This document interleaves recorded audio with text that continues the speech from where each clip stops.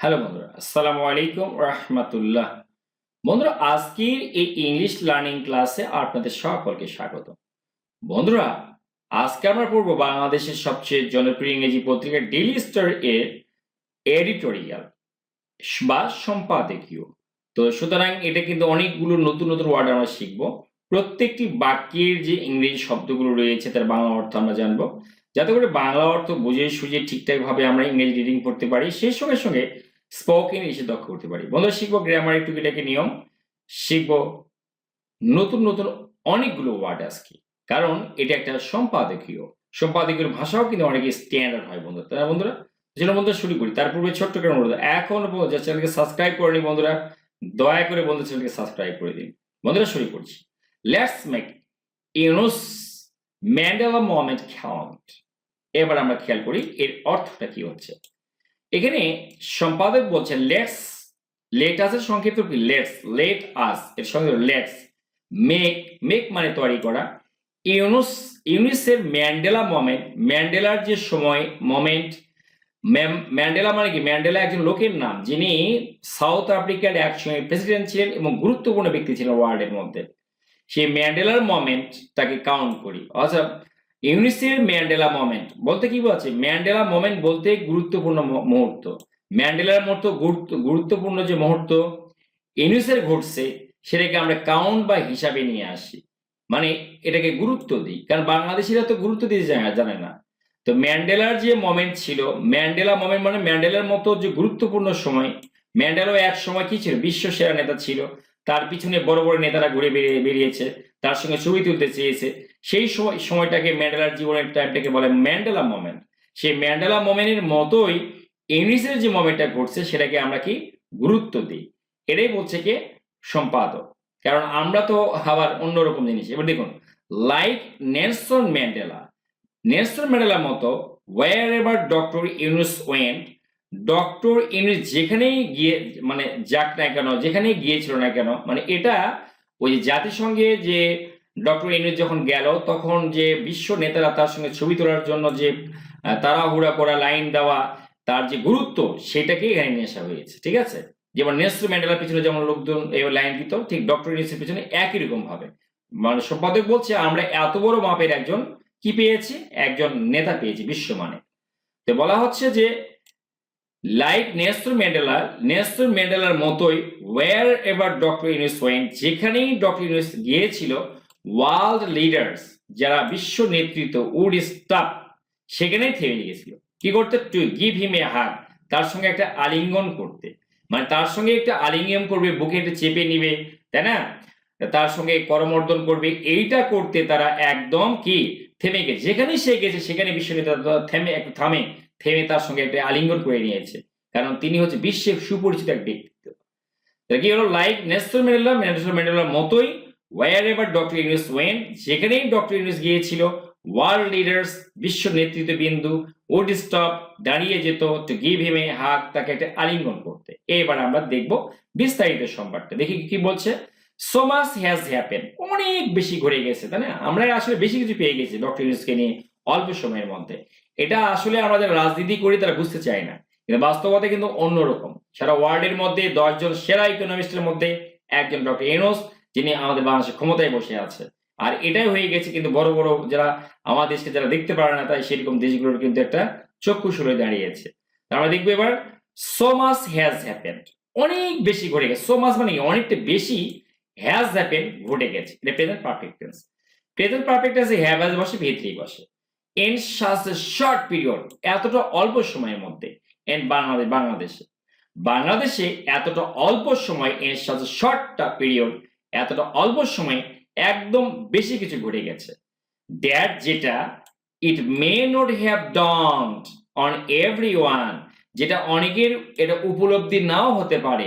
How important, কতটা গুরুত্বপূর্ণ, this moment, এই মুহূর্তটা, ইজ, এটা হয়, in a Jio political context, ভূ রাজনৈতিক প্রেক্ষাপটে। এটা জিও পলিটিক্যাল মানে কি? ভূ রাজনৈতিক, কনটেক্সট মানে প্রেক্ষাপটে। এটা যে ভূ রাজনৈতিক প্রেক্ষাপটে কতটা গুরুত্বপূর্ণ সেটা অনেকের উপলব্ধি নাও হতে পারে, কারণটা বাংলাদেশের এই যে রাজনৈতিক দুটো দল আছে, এরা তো খালি ক্ষমতা চায় আর রুটি ছিঁড়ে মিড়ে খেতে যায়, তাই না? এই জন্য এরা কিন্তু দ্রুত কিন্তু এরা কিন্তু এগুলোকে গুরুত্ব দিচ্ছে না বা জেনেও না জানার ভান করছে। আবার অনেকে বুঝে আসতেছে না। এখানে হ্যাভ ডন্ট মানে বুঝে আসে, মে নট হ্যাভ ডন্ট অন মানে কারো উপলব্ধি না হওয়া।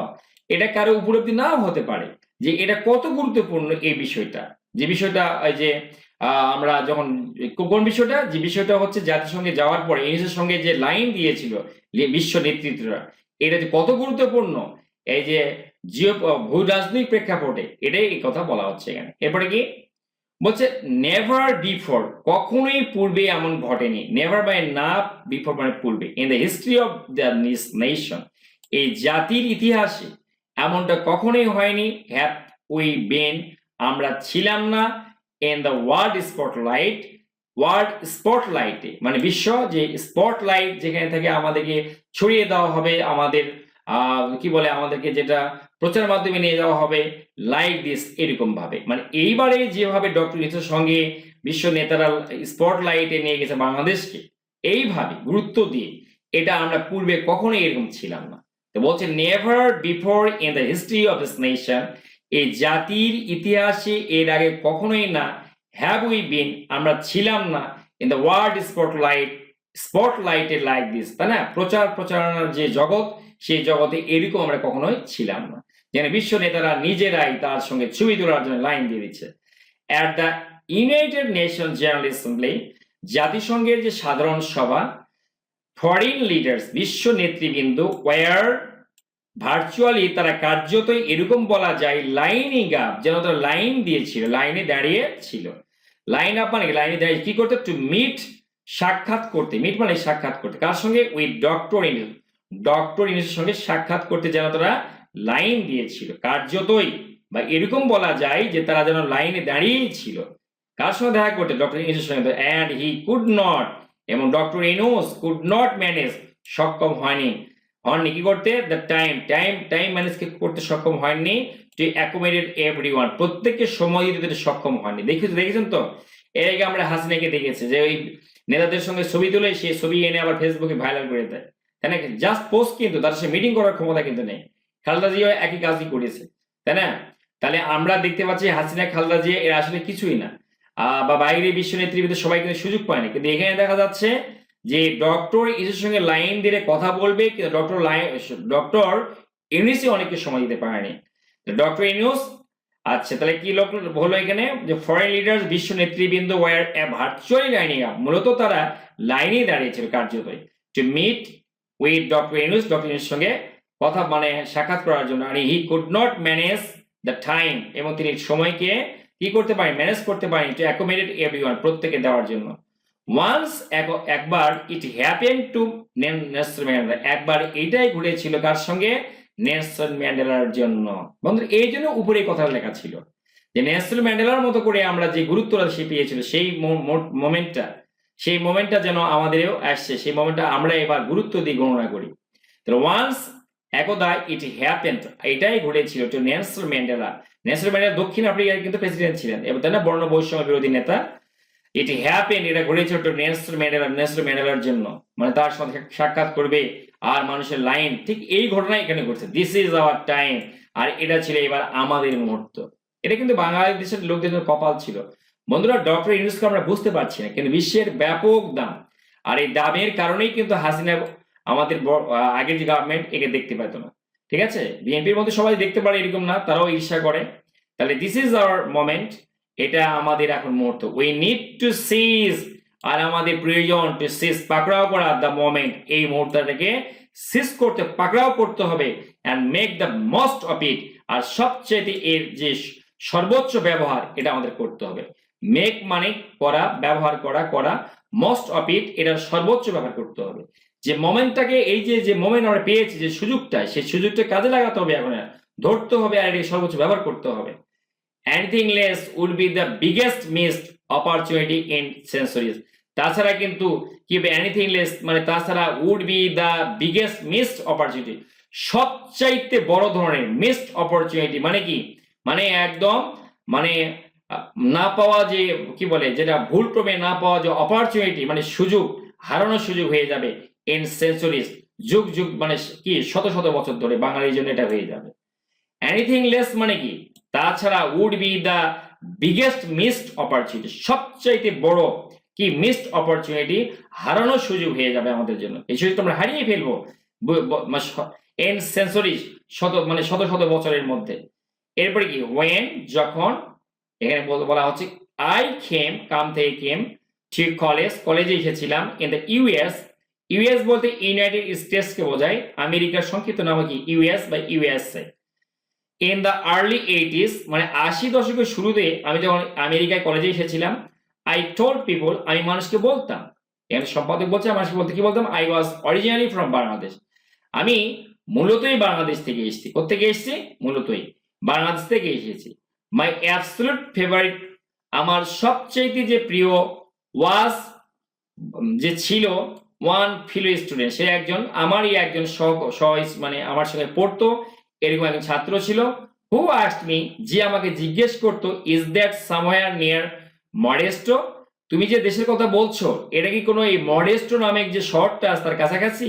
মানে তখন ওই দেশ 80 দশকে বাংলাদেশকে কেউ চিনত না, কারণ 70 এর দিকে তো বাংলাদেশ স্বাধীন হয়েছে, ছোট্ট দেশ। তাহলে ইজ দ্যাট সামওয়্যার, এটা কি কাছে কোথাও একটা হবে, নিয়ার কাছে, মডেস্টো নামে শহরের। তো মডেস্টোটা কোথায়? মডেস্টো ইজ এ টাউন, এটা একটা শহর about 19 Miles east of Berkeley, California. ক্যালিফোর্নিয়ার যে বার্কলে একটা শহর আছে, সেই শহরেরই 90 মাইল পূর্বে হচ্ছে এই মডেস্টো টাউনটা, ঠিক আছে না? তাহলে কিরকম মজা কিন্তু, না? ক্যালিফোর্নিয়া প্রদেশও কিন্তু, এই প্রভিন্সেরই বার্কলে একটা শহর আছে, একটা সিটি আছে, সেখানে আবার তারই 90 মাইল দূরে কিন্তু এই মডেস্টো শহরটা। ওই বন্ধুটা আর বলতো তাকে, তোমার দেশটা কি মডেস্টো শহরের কাছে? দেখুন, তার মানে তারা nobody knew our country at the time, ওই দেশে আমাদের তখন কেউ চিনত না। এবার আমরা দেখবো ইন দ্য মেনি ডিকেডস, এই অনেক দশক ধরে, ডিকেডস মানে দশক, প্রতি 10 বছরে এক দশক হয়, দ্যাট হ্যাভ পাস্ট, যেটা চলে গেছে, সিন্স দেন, তখন থেকে, Bangladesh has become a bit more familiar to people, Bangladesh কিন্তু এখন হয়েছে, হ্যাজ বিকাম মানে হয়েছে, আ বিট মোর অল্প একটু ফ্যামিলিয়ার, পরিচিত হয়ে পড়েছে টু পিপল, লোকজনের সঙ্গে। এখন বাংলাদেশকে নিয়ে অনেকেই কিন্তু সামান্য একটু হলেও বাংলাদেশকে তারা চিনে, বাট কিন্তু চিনে কেন?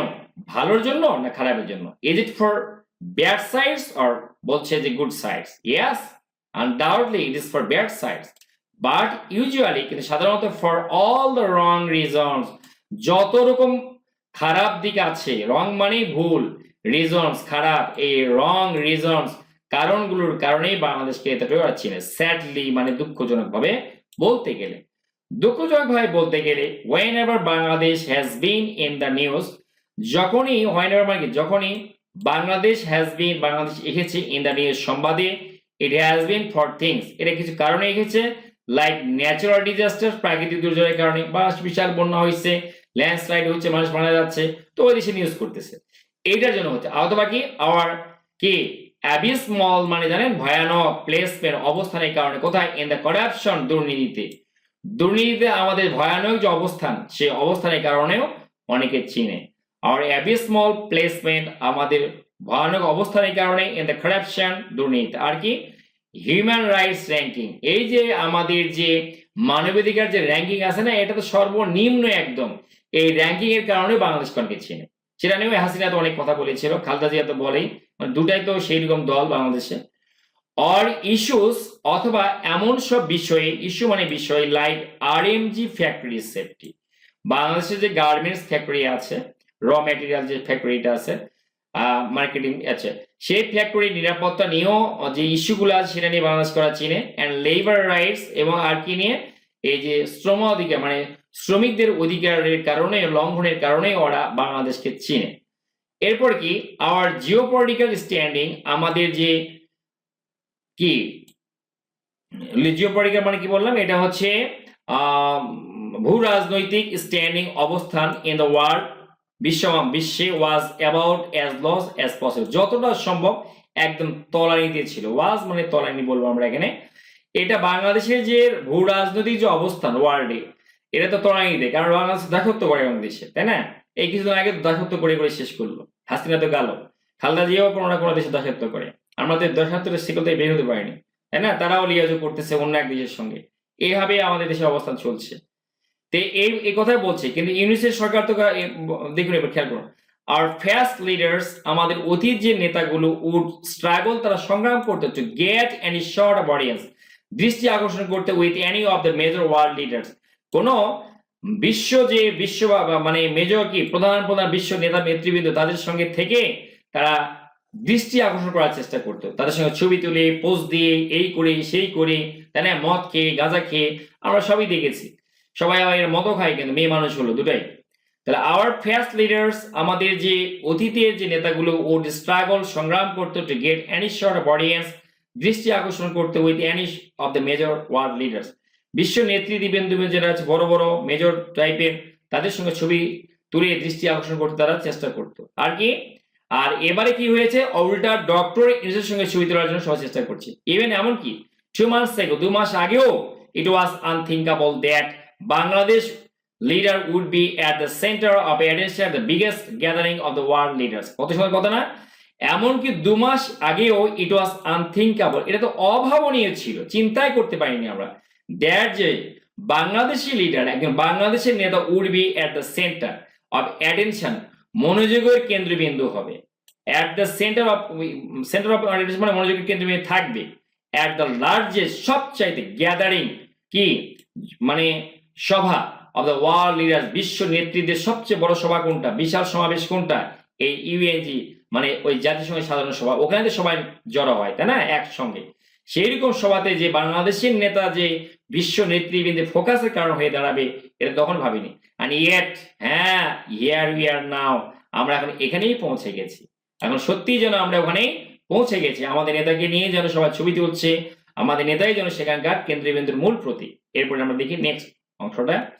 রিপেয়ারিং এ টার্নিস্ট ইমেজ বলা হচ্ছে টার্নিস্ট মানে কি কলঙ্কিত ইমেজ মানে ভাবমূর্তি বাংলাদেশের ভাবমূর্তি কলঙ্কিত হয়ে গেছে দাসত্ব করা এক দেশের সঙ্গে এক দেশের লিয়াজো করা কখনো ইন্ডিয়ার সঙ্গে তো কখনো আমেরিকার সঙ্গে এরকম যে দাসত্ব সিস্টেমের শৃঙ্খলা মানে ক্ষমতা থাকার জন্য দাসত্ব কি রিপেয়ার মানে কি মেরামত করা আর বা ঠিকঠাক করা এই যে কলঙ্কিত ভাবমূর্তি ঠিকঠাক করে ইট জেনারেলি এটা সাধারণত ভেরি ডিফিকাল্ট খুবই কঠিন আফিল এবং কষ্টসাধ্য টাস্ক এটা কাজ তাই না এই যে আমাদের ভাবমূর্তি যারা নষ্ট হয়ে গেছে চুরি ডাকাতি লণ্ঠন মানি লন্ডারিং মানে কি নেই এখানে সবগুলোই বিষয়ে যে বাংলাদেশ যে এই পর্যায়ে চলে গেছে সেই ভাবমূর্তিকে রিপেয়ার করা ঠিকঠাক পর্যায়ে নিয়ে আসে এটা আপিল টাস্ক মানে একবার কষ্টসাধ্য দুঃসাধ্য একটা কাজ কষ্টসাধ্য মানে কি দুঃসাধ্য রাইট নাও এখন অল দো যদিও উই স্ট্যান্ড আমরা দাঁড়িয়ে আছি বিফোর আ ইউনিক অপরচুনিটি একটা সুবর্ণ সুযোগ মানে সামনে তো টার্বো চার্জ দিস টাস্ক এই কাজটা করার জন্য in the context of Bangladesh brand বাংলাদেশের যে ব্র্যান্ড বাংলাদেশ নিজে এখন ব্র্যান্ড হয়ে গেছে সেই বাংলাদেশ ব্র্যান্ডের কি বলে কনটেক্সট বা প্রেক্ষাপটে at the start of any rebranding বলছে অ্যাট দ্য স্টার্ট মানে শুরুতে অফ এনি রিব্র্যান্ডিং ব্র্যান্ডিং মানে নতুন করে কারে পরিচয় দেওয়া ব্র্যান্ড মানে কিন্তু কারে পরিচয় চিহ্ন মার্ক বলা হয় বা পরিচয় চিহ্ন দেওয়া বিশেষ করে চিহ্ন দেওয়া তো বলছে আবার নতুন করে পরিচয় তুলে ধরা বা পরিচয় দেওয়া বাংলাদেশকে কারণ বাংলাদেশ তো একটা ব্র্যান্ড ছিল কিসের চুরি ডাকাতি খুনের তারা রাহাজানির এগুলোর সাথে কিছু ছিল না ইউ নিড আপনার প্রয়োজন হবে ক্রেডিবল লিডারশিপ বিশ্বস্ত নেতৃত্বের এন্ড কমিটমেন্ট এবং অঙ্গীকারের তাই না বাংলাদেশের নেতৃত্ব খালি অঙ্গীকার করে বেড়ায় ভুয়া ভুয়া সকালে এক কথা বলে বিকেলে কথা বলে দ্য ওয়ার্ল্ড পৃথিবী বিশ্ব দেখুন লে আউট মানে কি বিছিয়ে দেওয়া দ্য রেড কার্পেট মানে কি লাল কার্পেট সংবর্ধনা দিয়েছিল কাকে ফর ডক্টর ইউনুসকে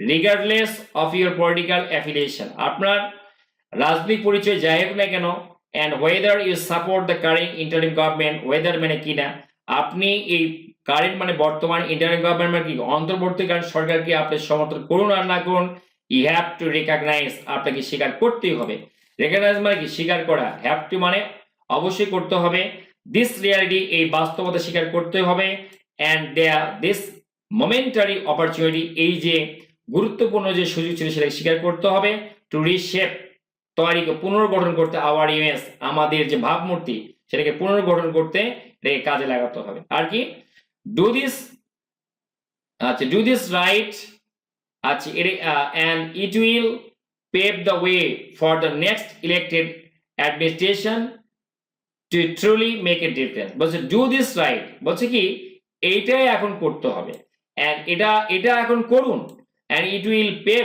এবং এটাই তৈরি করবে দ্য ওয়ে, পথ তৈরি করবে for the next elected administration, তাই না? পরবর্তী নির্বাচিত যে অ্যাডমিনিস্ট্রেশন আসবে, সরকার বা প্রশাসন আসবে, তার জন্য একটা পথ তৈরি করবে and truly make a difference, এবং সত্যিকারের অর্থে একটা পার্থক্য সৃষ্টি হবে, আগের থেকে ভিন্নতা সৃষ্টি হবে। বন্ধুরা কেমন লাগলো অবশ্যই কমেন্ট বক্সে কমেন্ট করে জানাবেন। Thanks for watching the video, thanks for staying with me, thanks a lot.